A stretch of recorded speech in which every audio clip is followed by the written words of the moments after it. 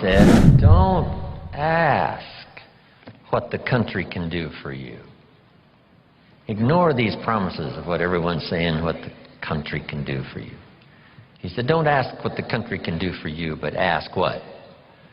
What could I do for my country? See, that's the whole turnaround in philosophical thinking. By asking, you receive so little. By serving, you receive so much. So rather than settle for the pennies of what someone could do for you, why not turn it around and find some way to serve? It's a pretty simple process. Here's what I taught the Russians.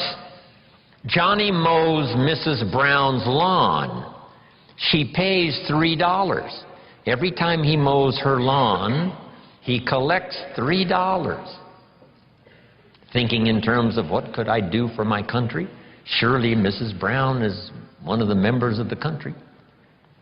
So he mows her lawn and collects $3 and starts what we call an income and a career. Now what's next?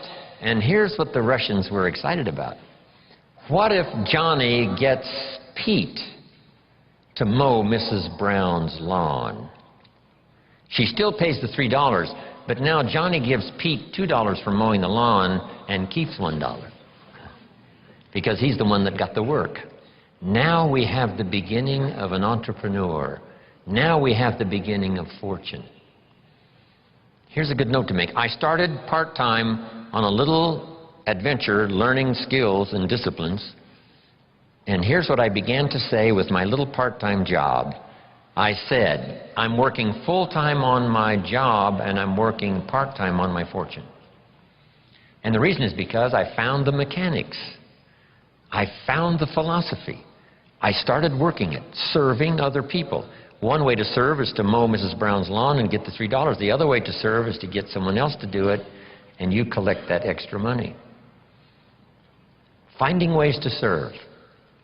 That's the key to wealth and greatness. Then here's the next one, and everybody knows this one. I heard Zig say it over 40 years ago, Zig Ziglar. And when he said it, I wrote it down, and if you haven't ever written it down, write it down.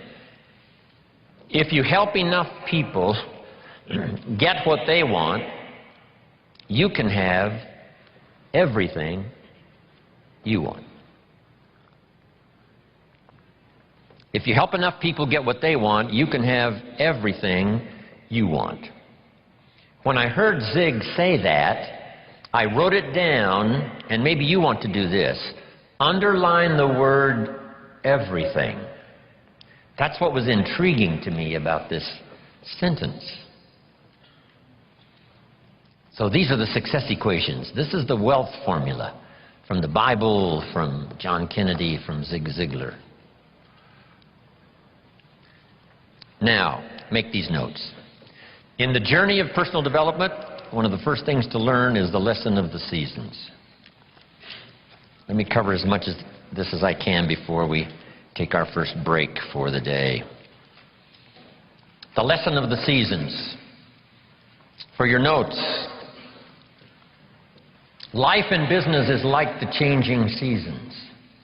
One of the best ways to illustrate what's happening in your business, what's happening in your life, is this illustration of the changing seasons.